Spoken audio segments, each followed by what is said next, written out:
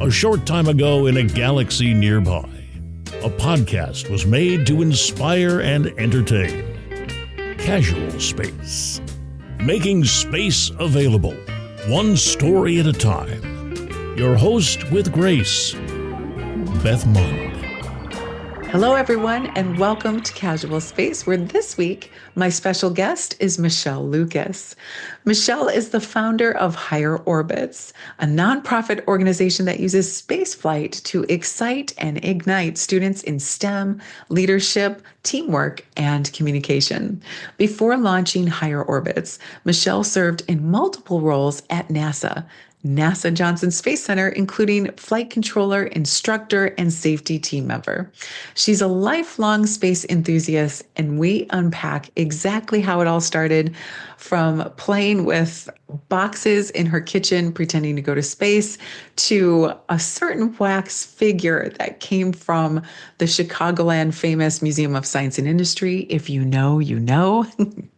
And of course, Michelle and I have so much in common that we discovered together. So there's lots of giggles here on this episode, from growing up in the Midwest to attending space camp and eventually working for NASA. It's all here. I feel like I was talking to an old friend, an acquaintance. And if you know Michelle, you know she roped me into helping out with Higher Orbits, which I'm happy to do. You're going to want to as well. She's got me golfing in the golf outing next week already. If you're not in the Chicagoland area, and maybe you're not yet a golfer, that's okay. There's so many ways you can support Michelle and Higher Orbits, and I'll put all of that in the links. You'll hear about it from her here on the show.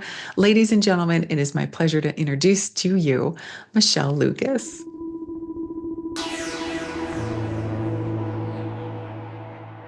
Michelle, welcome to Casual Space. Hi, Beth. I am so excited to be part of Casual Space.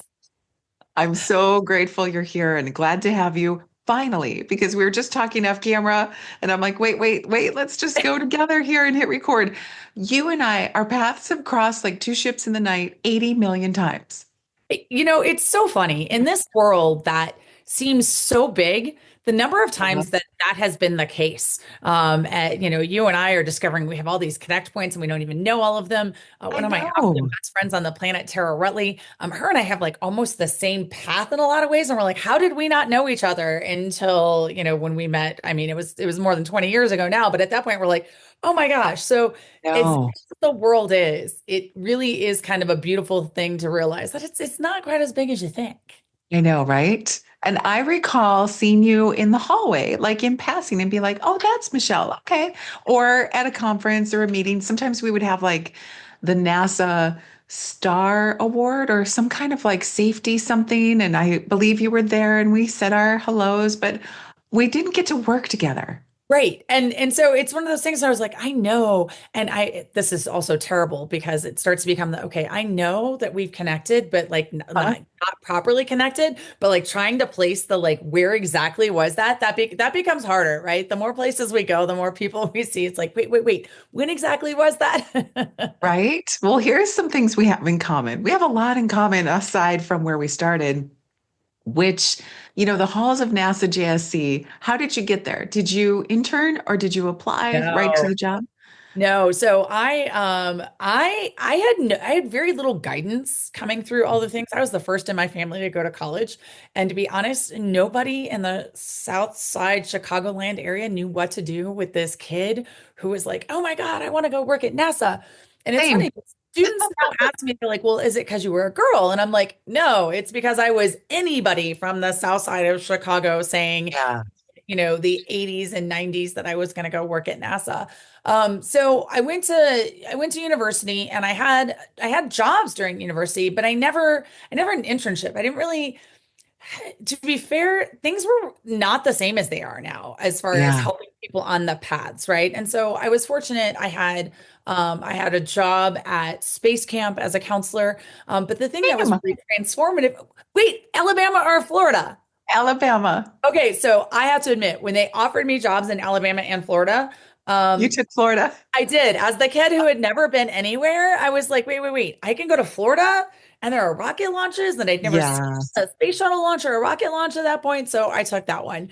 But the transformative thing for me was that I did I was the first team from Purdue the first year that they did the student zero G program with the KC 135 for undergrad. And so Wow. that kind of became a little bit of a foray. When I came out of school, I feel for the students coming out right now because actually I was at a dinner last night where everyone's like, we're not talking about this. And I'm like, but we should be. It's a tough job market for students right now coming Yes. to college. Yes. And everyone who's like, oh, it's fine. You're doing students a disservice because it's not. And so I actually told a student last night who had been offered a job and was debating. And I was like, well, how many other offers do you have? And when the answer was none, I'm like, maybe there's not a debate here, right? Like maybe you should take that. And like it may not be the Yes. perfect job, but like it is a job, right? Sorry, this is a long story to say. No internship. Nobody was hiring when I came out of college. But I had been fortunate that I had met a great human who happened to have flown in space when I was at Purdue University. And I reached out to him and said, Mr. Williams, I'm not looking for a handout. I'm dying to get to Johnson Space Center. Nobody will take my resume. Nobody's hiring. Like it's all Yeah. internal positions. I don't want you to give me anything, but like what do I do? Right. How does this happen? And I was very fortunate that he was a very gracious human, astronaut Don Williams, Purdue grad. He was working for SAIC at the time. And Okay. he said, you know what, kiddo, let me go talk to HR and I'll get back with you. And I tell students all the time, I'm like, this isn't when we were like texting and emailing on our phones, right? Like we Right. kept contact through like emails once in a blue moon, like actually Christmas cards. And, so me calling was, and he calls me back and he says, all right, Ingrid Walker from HR is going to give you a call. And now you're on your own, kiddo. I was like, no, no, that's fine. I'm not looking for a handout. I said, but I'm about to go work at the Johnson Space Center, McDonald's. Okay, it's not really JSC McDonald's, but it was outside of JSC and it had an Yeah. astronaut on top of it. I was like, just Uh-huh. take it to Houston.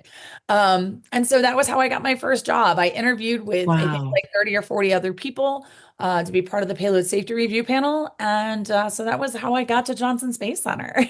There you go. Okay. Wow. Same. Midwest kid, space camp counselor, and I'll do anything it takes to get to NASA. I didn't Yes. know about JSC until I got the offer. And I literally had to look on the map and be like, Houston, Houston. I mean, I knew where it was, but I was like, that is pretty far south, Texas. And then I was like, I've never been. Let's do it. I would have signed up for Timbuktu if that's Correct. where NASA Same. was. Yeah. Yeah. Absolutely. Didn't matter. I'm in all the things. Okay, so I'm so grateful. Like you had your human, I had mine. Mine was Dan Carpenter. I talk about him all the time, so no one needs to hear the story again. Here it's yours. But thank goodness, right, for these people, these guides. I would love to know prior to that, who pointed you towards space camp or what science teacher? None? None. And so I have a little bit of an odd path, and it's part of why I've chosen to go on the path I have in this part of my career in my life now. I fell in love with space just by happenstance. Like I watched a shuttle launch, and I was like, "Oh my God, I want to do this." Nobody knew what to do with that.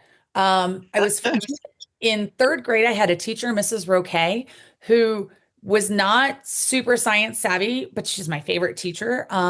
And she desperately wanted to try and find a way to help me but didn't really know how, right? It's not like it is today of like, oh, let me go online and find all this stuff, right? Like Yeah. find space books and all the things. And I will never forget that she got a new refrigerator. And oh my gosh, this is when I wish that we had these back then. She got a new refrigerator and she's looking at this huge box and she says to the guys, what are you gonna do with that? And they're like, well, we're gonna haul it away for you, ma'am, because like most people don't want this huge box, right? She's like, can I keep it? They're like, yeah. The box. Like, do you have another one? And Oh, so she brought these two huge boxes in and had us create a space station. And I mean, honestly, did that because of me, because I was just so passionate about space. And it was the one thing she could think to help me do and help me try and learn. And so, got the books from the library and all the things. And so it wasn't that I had some amazing science teacher, but I had an amazing human like her who was like, okay, here's this. My mom is my biggest cheerleader, always has been. She oh, would go to the bookstores and I still actually I should pull these out. I mean, I have books that are 35, 40 years old that still have the clearance tag on them because that was what we could afford. And my mom's like, okay, my daughter needs this. I was fortunate. I suspect she went there too. The Museum of Science and Industry in Oh, Chicago. sure. I mean, Yes. that was a huge transformative thing for me of being able to go there and see real space things. My mom would go into the gift shop that was tiny at the time. If you've been to the museum now, it's much bigger, but it was tiny. And she's like, but hold on, like my daughter has all three space items you have that are for sale. So can you get another one? Like she has a birthday coming up. Like I need another space thing. So it was really And- if I don't want to say I made it in spite of not a lot of But you things, did. but But I you did. did. And I had the important support. I had my mom who was my cheerleader and was like, I don't know how to do this, but we're gonna do it. And so Space Camp, I heard about big from Nickelodeon's Double Dare. Oh, yeah. And Yes. I I was so excited. I was like, oh my God, I want to go. Uh, Yeah. not in the budget, not even remotely close.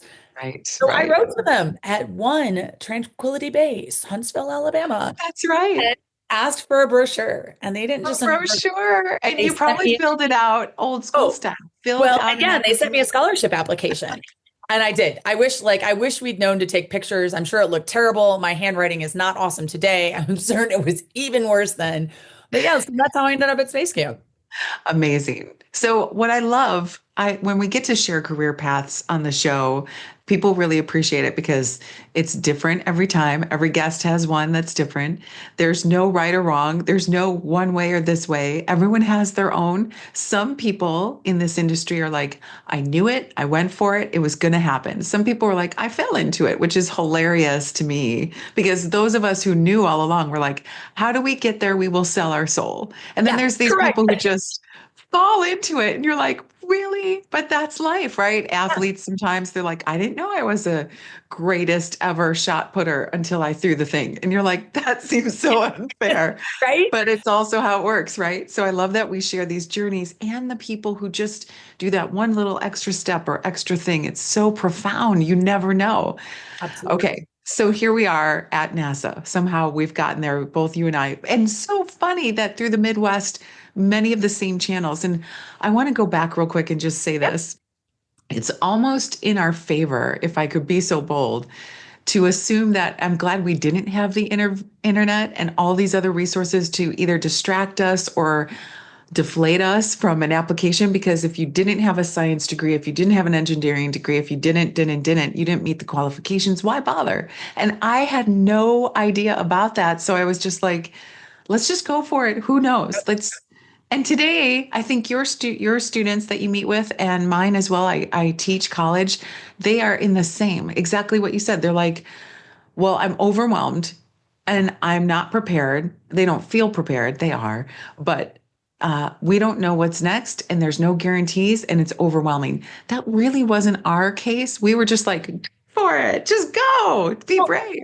it's almost a little bit of, I hate to use the word naivete, but it was because Yes. there was nothing to, I mean, okay, to be fair, there were lots of people saying I couldn't do it, but I was precocious enough that I'm like, whatever, it'll be fine. But I didn't understand the enormity of it in some ways. But I will say the flip side of that is when you and I were enamored with this as kids, there was really only one path, That's right? true. Like there was the like, Yes. well, you're going to go work for NASA, and we may not have definitely didn't understand that, like, there were contractors and whatever, but like that was the option, right? And you thought science and it like that was this one path, right? Yeah. And I think one of the beauties is that there's now so many companies, but it's no longer this path. It's like all the paths, right? Oh, you Yes. love fashion? Amazing. Let's talk about the fact that Prada and Axiom partnered on a spacesuit, right? So I think Uh-huh. I think there's pluses and minuses, but I'll be honest, I'm with you. I'm kind of glad we didn't have all the other things. I Like it am. worked out just Well, fine. one of my paths, perhaps it was yours too, at least that you investigated. I did apply for the Air Force. Did you look at that at all? Was that in So, your so purview? it's interesting. I wanted to go to an academy Oh, because I was well, I had no idea how college worked or how money worked. I knew we didn't have any. I knew that was free. Um, but about the time that all of that was coming around, Desert Shield happened. And Yeah, while it sounds really ignorant now, as somebody who has been military adjacent for, a quarter of a century, um, I didn't know how to wrap my head around that, right? Like I wanted to go fly planes, but the construct of like, wait, I have to shoot people or bomb people, and I tell this to students, and I'm like, yeah, you're probably thinking, Michelle, you're an idiot. Of course, that's what happens in the military. I'm like, yeah, but I had no one to talk to about that. No one at all. Like my father served in Vietnam. We never spoke of it.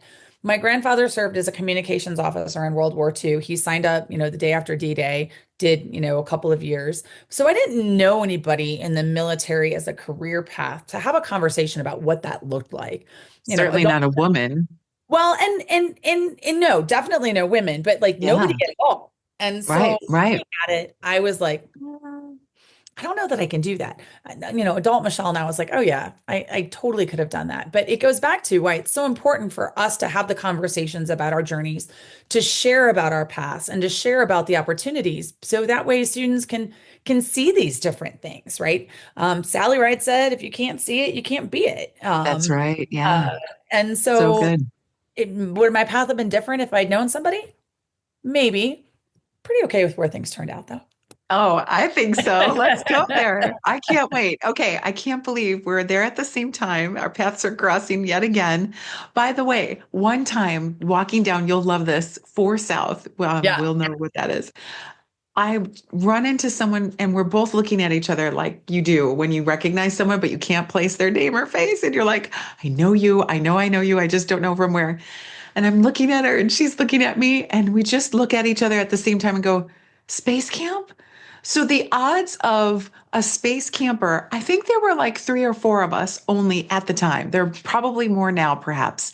But her name was Amanda. She was working in 4 South, as was I. I had moved from 2 North, and there she was. And I'm like, I can't believe we're here. And we just had this unspoken gratitude of like, we Yeah. made it. I Here we love are, that. right Yeah. in the hallway. So Right. that was great.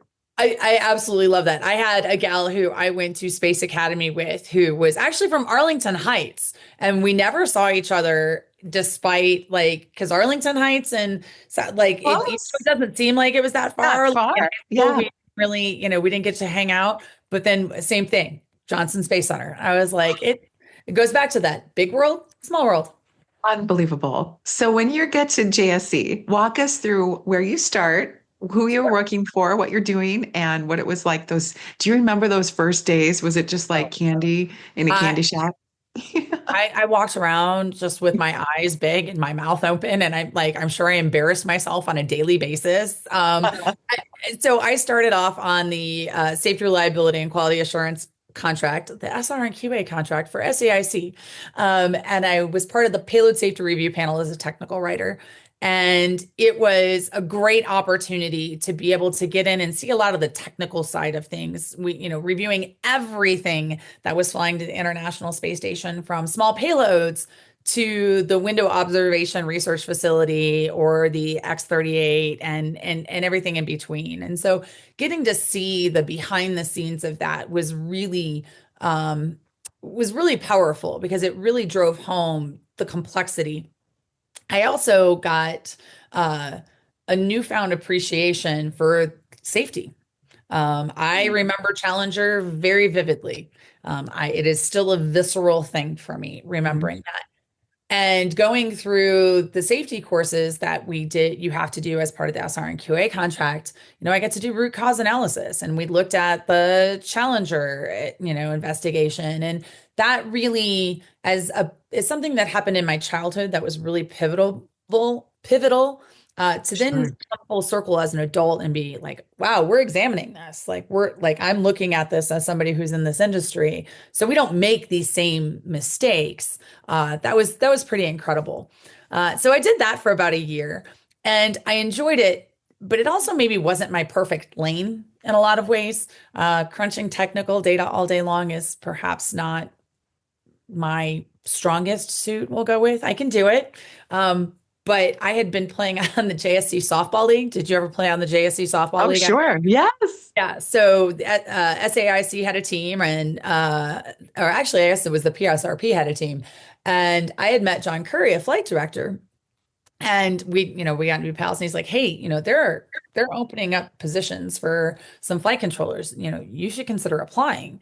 And I was very conscious of the fact that I had been given a great opportunity by Don Williams with SAIC. And so I actually went to Don and I was like, hey, listen, I will stay in this job for as long as you think I should. I certainly don't want to, be disrespectful. There's this opportunity. And he looks at me and goes, Michelle, you're going to be a much better flight controller. He goes, you're good at what you do. He goes, but you're a communicator.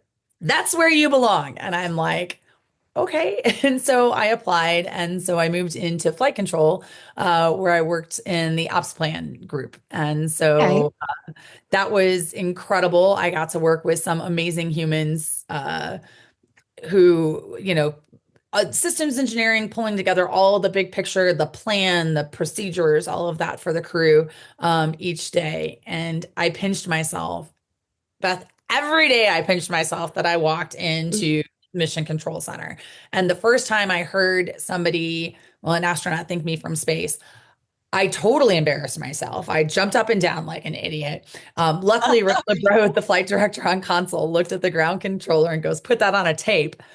And so I still have the cassette of that call. I do. And I went, after I got off shift, I ran to Walmart and I got a pack of blank tapes and I took it home to my boom box and I copied them and I sent them to my mom and my dad and my grandparents. Of course. And so it was. Do you still have it?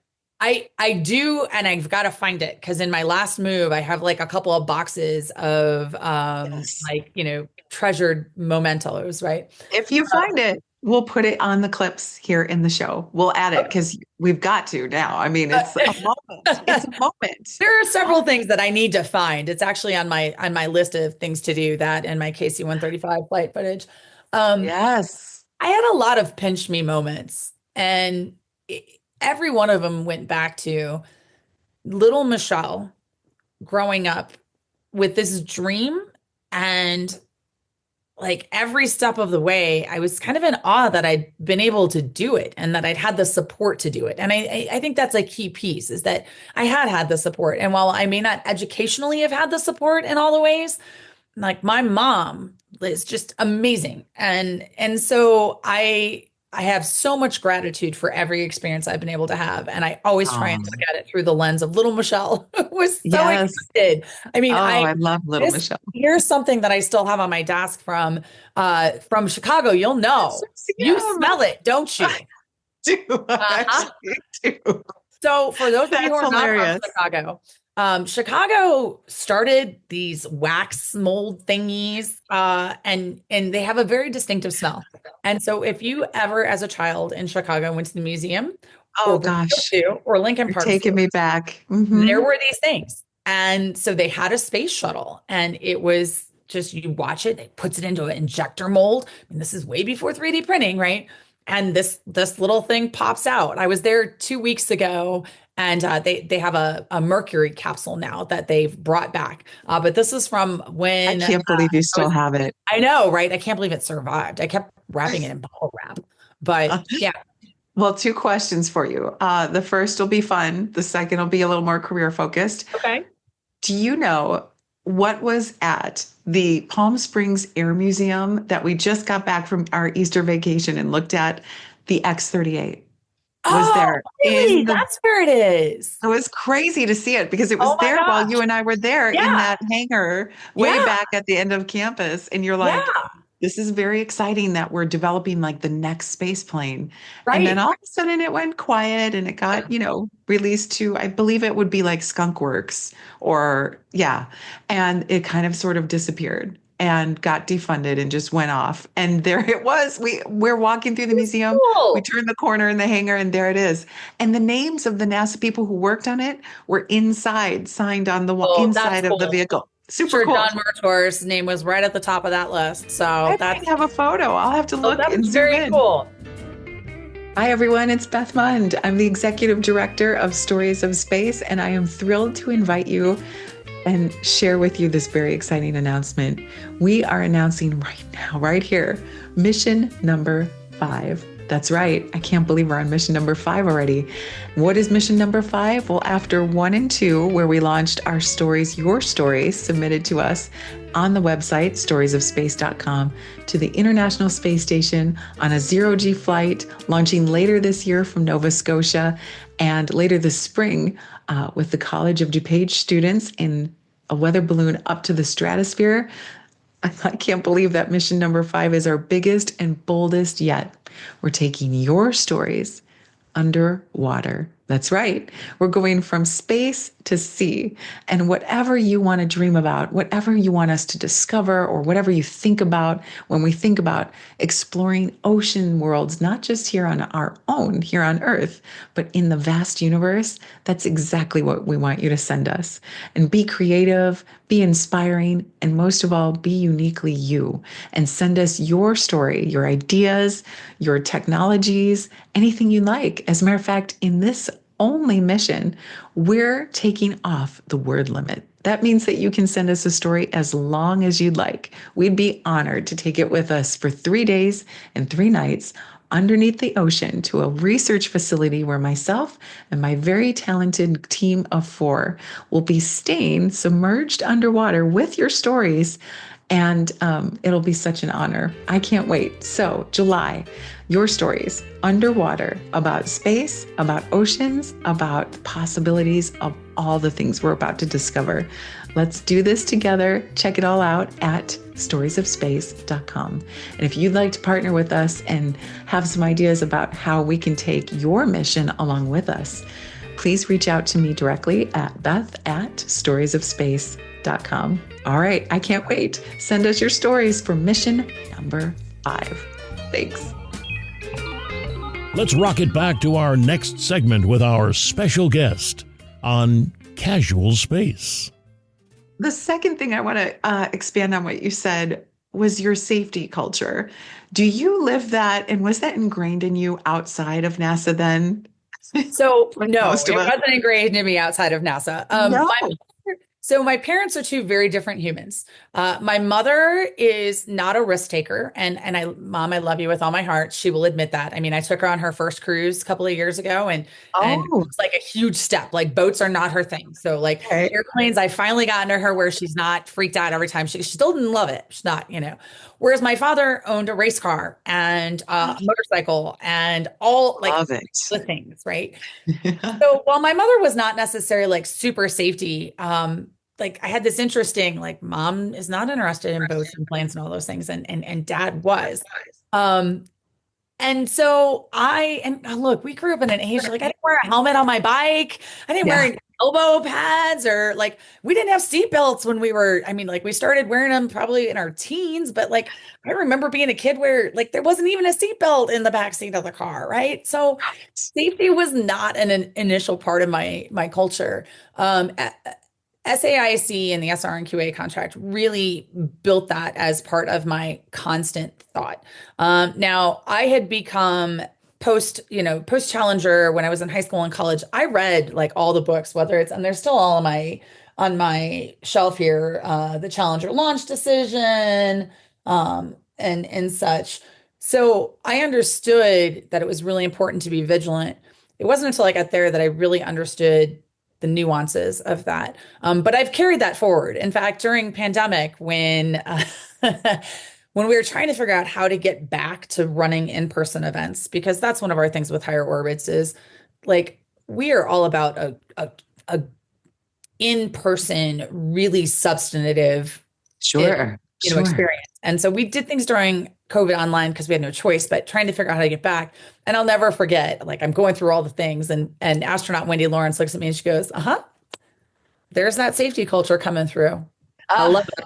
And so it's, it does in some ways, I think working in safety for a year really helped shape a lot of things for me, because I always went in from a mindset of you can't put everybody in a bubble, but safety always has to be top of mind, especially when humans are involved. And so finding sure. that balance is important, but having that as a baseline, I think it's also why like ever vigilant always sticks in my head.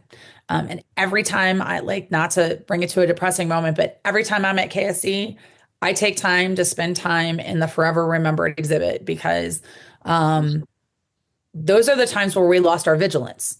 It wasn't that it was some weird catastrophic thing that could have, that couldn't be prevented. It was we lost our vigilance and our attention to safety. And so inherently, I also try and impart a little bit of that to our students of yes, it's great to take risks, but you also have to be aware of safety elements. Yes. And that, just like you, the safety aspect, the risk ratio is always forever. And especially when you have kids and when you're trying to, and let's just go on a lighter note. Like, I'll never not have a backup, even for a vacation. I'll be like, okay, Yeah, what's the backup? Okay, absolutely. if we lose the luggage, what's the backup? If we don't arrive on time, what's the backup? Right.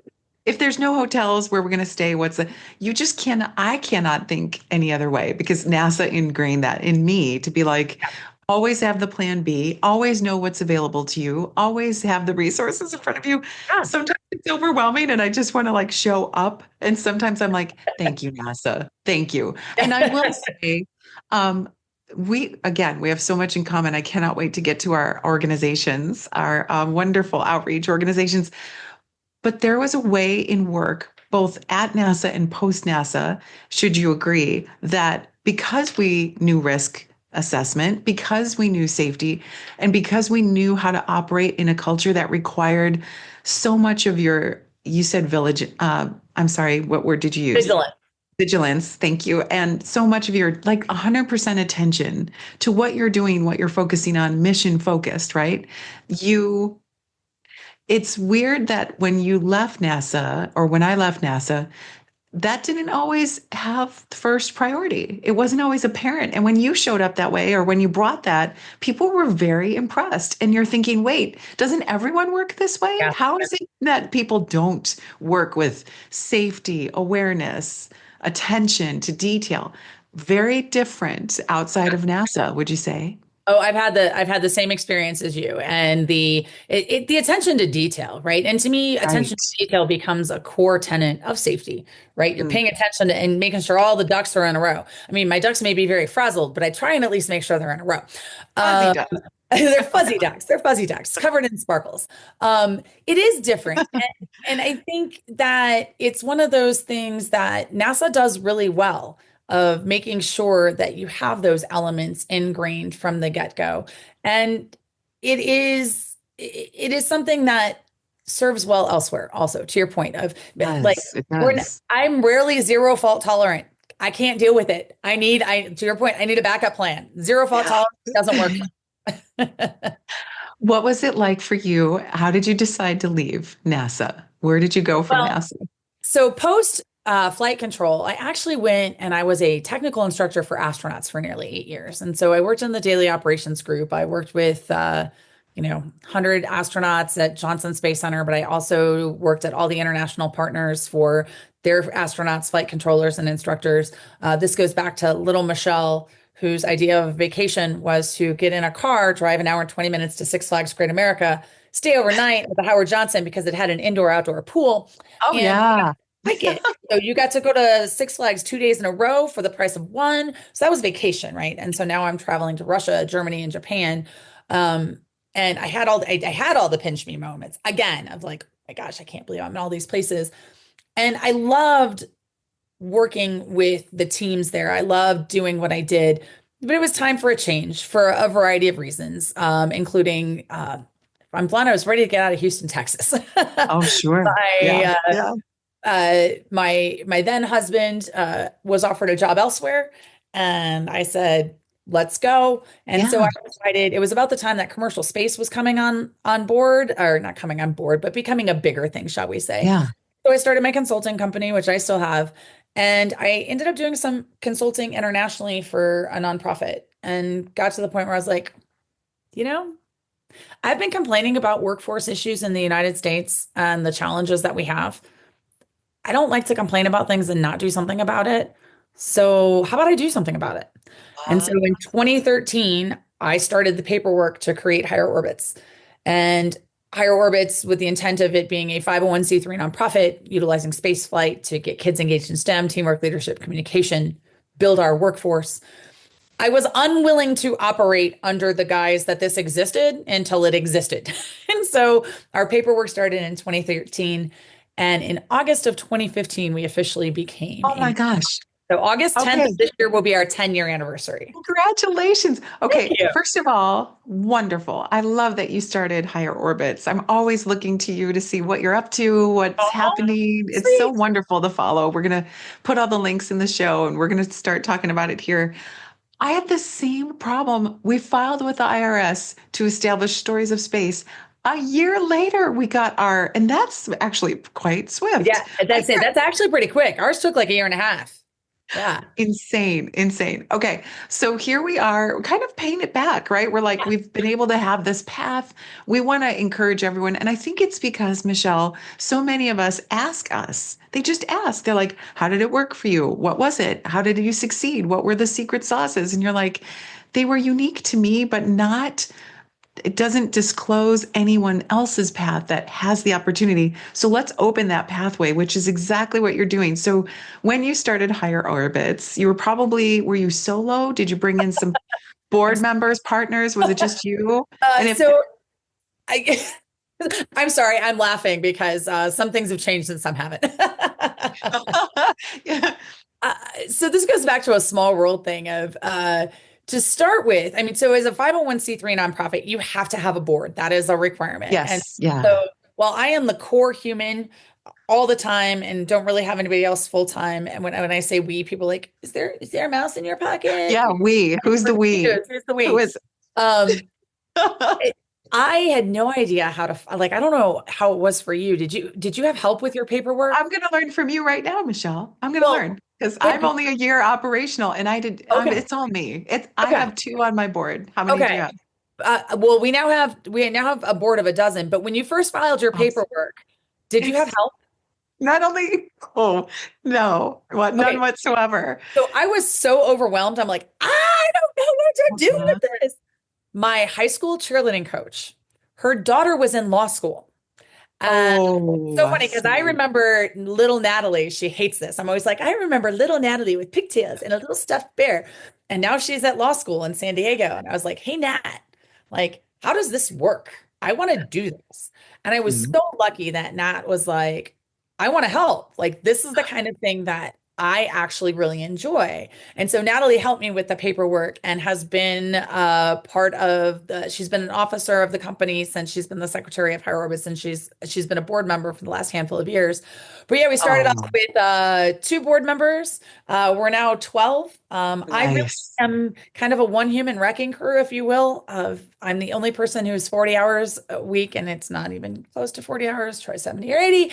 But I have amazing humans who help me. And so we have a board of directors, but I also have people who do contract work with me to help me with social media and the email blast. By the way, if the email blast looks good that you get from us, I promise I didn't do it. Um, I have so many astronauts who support us at our different events that I contract to help at the different events. So it's grown in some ways, and we certainly have grown in reach. But we are not Yes. a big, like everyone's like, oh, so I love when I get the email. Can you connect me with whoever on your team we talked to about? I was like, I'm half inclined to like respond from another email and go, Right. Michelle from the so Wait, it's can I talk to IT? Me. Can I yeah, talk to yeah, legal? Me. Can I talk to PR? Me. correct. Yeah. The only other employee that is not me is the morale officer. He has four legs and fur. He barks at FedEx, but that's it. So, I love it. but I think I suspect, like it is with you, there's actually something to staying lean.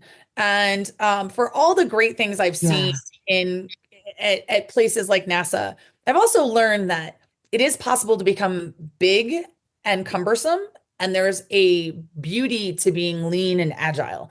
And so with Higher Orbits, I might like to be slightly bigger, but staying lean and agile is going to be a thing that is always part of what we want to do because we want to make sure everything is going into the students and it's not going into Yeah. crazy overhead and things like that.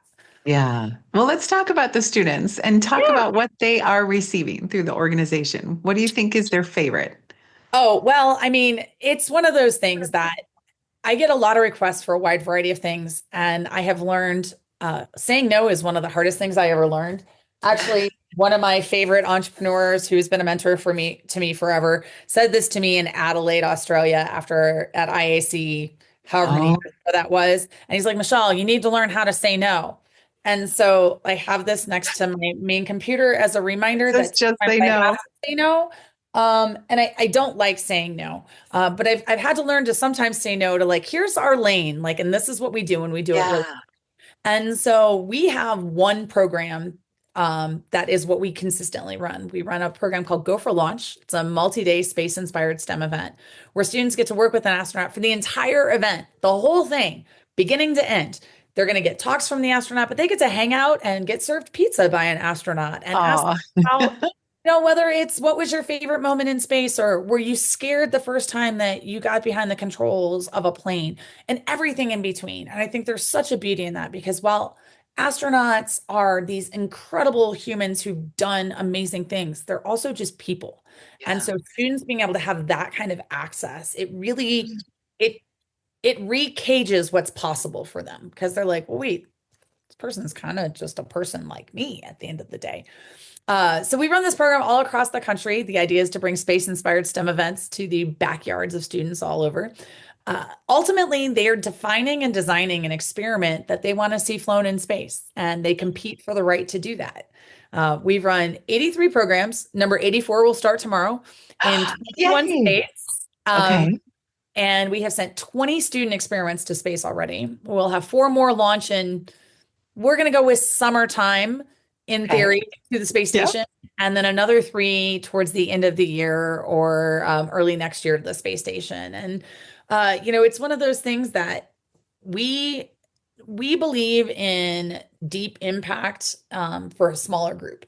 And so our programs aren't hundreds or thousands at a time. It is a core group of students who really get a lot of hands-on attention. And about half of them come to us and they're geeked out about space or STEM already. And we help them elevate their skills. But Beth, if I'm honest, about half of them are not the kids that we were. They are not the kids who are like, oh my God, I love space. I'll do anything. They're like, I don't know. STEM kind of sucks, but my mom made me come and she's going to feed me donuts and pizza. I guess I can hang out with an astronaut for 2 days. And there's magic and beauty in that because we can find a way to show them that it's more than what they thought it was and it's different than what they thought it was. And so some of my favorite experiences with students is the ones who didn't know. Actually, I just was with Abby Yonker, who came to us in 2017. She liked laying on the ground and looking up at the stars. That's about all she had with that. When I asked her at the time, what might you be interested in doing? Because I don't, or what might interest you long term? Like I don't like asking kids, what do you want to be? Because that's a very definitive, right? And Yeah. she's like, well, I don't know, like maybe a professional lacrosse player. And I remember thinking at the time, I didn't know that was a thing for guys, never less girls, but cool, okay. Like Abby graduates in 13 days from CU Boulder with an aerospace engineering degree and is going to go work for Beehive Industries, which is a 3D manufacturing jet engine printer down in, I think it's in Centennial. It's a little south of Denver.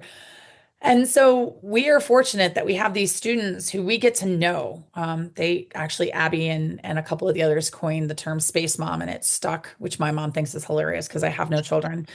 She's like, yeah, now you have like 2,000 of them. I'm like, yeah, Right? my space kids don't live with me. I love them and they're welcome to come visit. They don't live with me. Um, and so getting to see those kinds of things really have an impact is it's what keeps me going. And people look at me and they're Yeah. like, "You work all the time." I'm like, "No, I don't. I love what I do." It's So not work. not work. Yeah. Do you think Space Camp, going all the way back to Space Camp counseling, helped set you up for guiding other children, kids, and students to have these experiences? A little bit. Yeah. I'll be honest, the age group that I worked with at Space Camp, I is Was it not younger, my middle yeah. school? It's like I Middle worked with the fourth school. through seventh grade, and like there's a reason our programs are for high school students. Like, oh, Uh-huh. this goes back to I tell people all the time, know your strengths and weaknesses, know what those Sure. are, and it's okay. Like you can try and improve, but it's also okay to lean into your strengths. My Middle strength, school's high tough.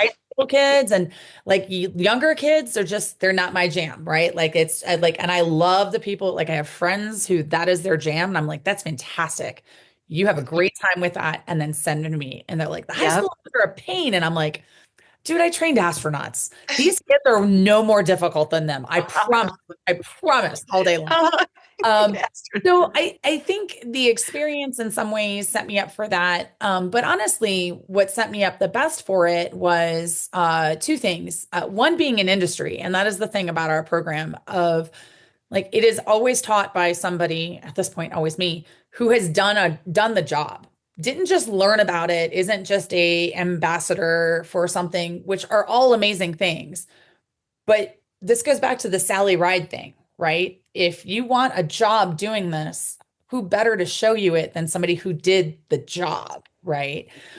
So that, but then the project-based learning that I had no exposure to until I got to college and did the zero gravity flights. And that had such an impact on me. And I'm like, man, how much of a game changer would that have been if I'd had access to those kinds of things in high school? Yes. So those are Yes. really the two things that kind of drove that.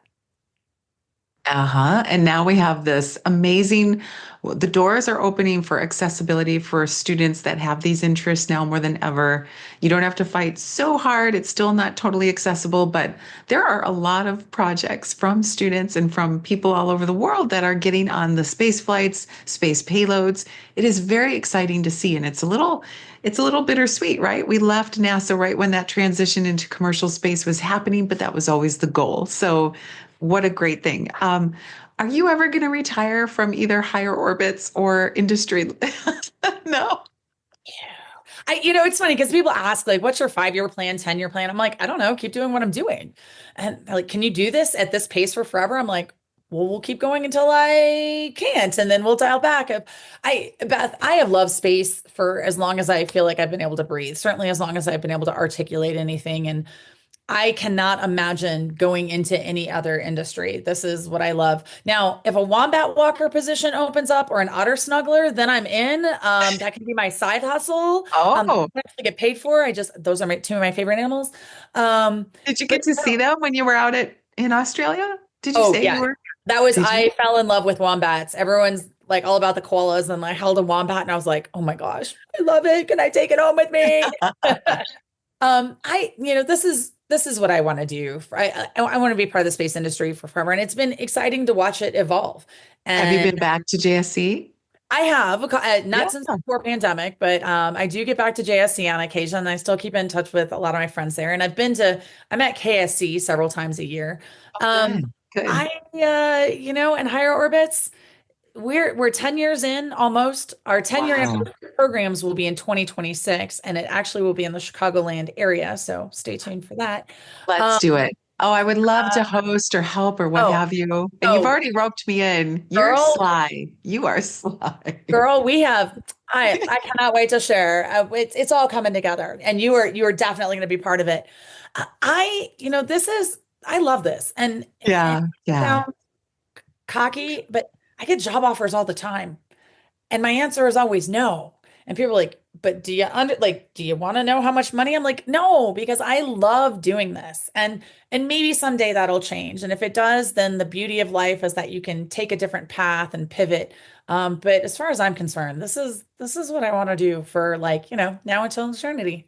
That's wonderful and so enthusiastic to see. And I'm so grateful that women and students get to see how you've come into it, how it's worked. You've obviously had many different approaches, official, contract, NASA, Johnson Space Center, and then independent, and then 501(c)(3). So it's evolved. And that evolution is what students love and appreciate because, especially the high school and college, then they don't feel like that job is the job. And there's such finality or investment that has to be so heavy weighted. And that's just not the case now more than ever. It's like if you want to do it over here and it applies over there, you can seamlessly, work back and forth. It's really nice to hear. I know students are going to love hearing your story. Well, and Beth, I love that you do your stories of space because it is one of the things that when I get on my soapbox with industry, and it's how I end almost every keynote or that I do or any panel is the challenge is go tell people your story because Right, that is right. how you win hearts and minds. And that may sound cliche or political, but the reality is that we all have a different path and a different story, and that's what brings people in. And to your point, exactly, there isn't a secret sauce. There's what worked for you, there's what worked for me. But there are gems that people can pick out of each person's Mhm. story of like, oh, okay, so I hadn't considered that. Or maybe this is a way to look at things. And so when people come to go for launch to talk to our students, my requirement of all of them is twofold. Number one, we're not solving the rocket equation. I don't care if you think some of them can handle it. We're not diving that deep because as soon as you lose a couple people, you've lost them for the entire weekend. And so we're talking a bigger picture, more big concept problem solving kind of things. So the second is you have to tell your story. How'd you get where you are? And I don't care if it's that Yeah. you've worked your whole life like us, or it's like, well, crap, I didn't have a job and there was this posting, and so just Unbelievable. Yeah. I'm And like, I don't students care what it love is. those. Tell these students the story. Yeah. And students feel a lot of relief as well to hear, like, what? You fell into this? And then, now you know the astronauts probably better than anyone or most, working with them, and probably the same classes when we were there together. So, did you happen to work with Mike Massimino? Oh It's yeah. hard. Oh yeah. It's I've known hard to Mac. say. It's hard to say without laughing because we obviously know his personality and how he went to the wrong class in college. I mean, this fella is just set up for like constantly being like, oh, okay, over here. And and it's so grateful to know because when you meet some of the other astronauts who are like the test pilots and they are like, this is the path and the only way and the right way and the way it's gonna go, there's those. And that's great. I would want that on my team for sure. And then there's like the Mike Massiminos. I'm trying to think of some other really funny, like Don Pettit, who just got back, is Oh, in a class all on his own, he just invents his own way of like going into. absolutely. Well, and the idea that even if you're this amazing pilot and whatnot, like Mike Foreman had to apply 8 times Oh to, yeah, yeah, to get in. Mike Foreman. And so it's one of those things of the idea that it all just happened for these people. That's rarely the case, right? It's that you had to apply and maybe change it up a little bit. And so, yeah. And then they're like, I know Don Pettit has this epic story of he was tired of writing the essay. And at some point he's like, C spot run, C spot go to space. I want to be Spot or something like that because he's like, you haven't like I've written all these great essays and like you haven't given it to me. Only So Don. whatever. And to me, honestly, Don Pettit is one of the most epic astronauts from a pure science and human MacGyver. space perspective. He is just he's incredible. And his photos Yeah. from this last mission just like bring tears to your eyes. Right? Right? It's great. And it shows students that, like, oh, you're a photographer, there's a place for that. Oh, you're a fashion, like you had mentioned, there's a place for that now more than ever. I read, and I love these stories as well, where you read something like, well, you mentioned Prada on Yep. Axiom, and I believe it was, I'm going to stretch here and maybe we don't want to touch it, but there was a designer that worked with the Blue Origin suits recently as well that those women used designer spacesuits. But I know people who are analog astronaut females who design spacesuits that are practical and the zippers are in the right place and the, assembly to like be flexible and be a woman fully in your suit in a comfortable way that they're working to develop. So everywhere I'm looking at these stories and I'm like, first of all, I'm looking at two things. My NASA brain is going, well, I've never seen that before because at NASA that was never there. And Right. now the other side, the commercial futuristic, side is like so cool. Cannot wait. The future is here. Yep. Love it. Well, and I don't know if you've heard of a company called Aero Threads. It's run by a woman, Alex Buganovich, who Oh, they are artisan seamstresses for spacecraft. And so the blankets, the materials yeah. on the outside, they have artisan seamstresses that are hand sewing elements. I wonder, And does Jean Wright know about this group? Has yes, she well, spoken and so to? Jean, yes. So I mean, and Jean did the parachutes and all those kinds of things. This is a slightly different. This is if you think about the mylar that is, incredibly thin, and so the space, Wow. and so Arrow Threads out of, I think they're out of Maryland. They're in that general area, and so yeah, and Jean Wright, the Sew Sister. But I mean, like if you love food, Vicky Claris, Yes, who makes yes, it Vicky. at JSC, and so it's exciting to see the things that are happening. And as we look to beyond low Earth orbit, things like food and it is going to be an issue, right? They're not going to eat protein bars for 2.5 years. That's not What? so. I mean, it is just your body will stop. It will be like, I'm out. I'm not eating anything else. And so I think there are so many exciting things happening beyond what we typically think of that Yes, students are going to help us exciting. with. And it's right on the horizon. It's all Yeah. around us, and it's going to happen faster than ever. Like, I feel like we got not gypped, but we had this big gap of like, okay, here comes the shuttle era. And so we're going back to the moon because we're going to crush this. We're going to space station this, and then we're going to keep going. And then, and now though, I feel like tech is there, people are there, the accessibility to the resources are there. So I feel like we're going to fly, literally. So I cannot wait for this next part. I'm It's an so exciting grateful time. you're in it, and I'm so grateful to know You're you. in it. So, oh, we're in it together. Will you please? There's so many topics we didn't get to walk through, and I bet we're going to find more connections in so many ways. Will you come back on the show I and would join us be again? honored. I would be honored. Absolutely. I thank you for Got the having me. best stories. I look forward to being part of Casual Space again, but I also look forward to connecting with you in person. And Yes, let's do it. yeah, Yeah, we'll see each other. I know, either at a conference. We'll make sure we do. We're probably, let's do this. I bet we could do a whole nother podcast show called Where Michelle and Beth Exist in the same place and time, but don't see each other. yes. No So kidding. let's You're not change kidding. that. Let's change that. Well, good. I'm glad to know you'll be back. Thank you for today. Where can everyone find your work at Higher Orbits? So we are higherorbits with an S.org, and that is our main website.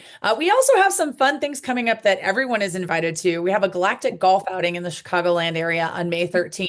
I mean, you get to golf with astronauts, food and beverages all day long, space swag, and you support STEM. So it's not a bad way to spend a Tuesday. Will you be there? I will be there, and I'll astronauts be Mike there. Foreman and astronaut. Yes, Then we'll do it. You're gonna This join will us. be it. And here's fun fact. The reason that has become our home for our golf outing and will continue to be, for starters, they're amazing people there. But Glen Club Golf Course is built on what used to be the Glenview Naval Air Station. The Glenview Naval Air Station was closed as a result of a BRAC in the late 90s.